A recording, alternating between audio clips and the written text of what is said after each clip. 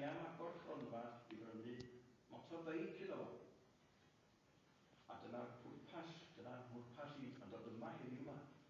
I ofyn am gyfraniad i'r gronfa honno. Wel, medda Martha, mae na I ofn bod chi wedi dod i'r tŷ anghywir. Fe draed i'n fforddio i'r dim yma. Dwi wrthi ers misoedd lawr yn hel pob cyn o bosib I brynu washing machine newydd.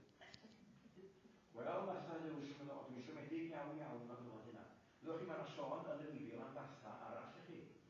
Ac fel oedd Iesu Grist wedi chanmol hi ar gadwyn ffyn o'r lan a thaclus.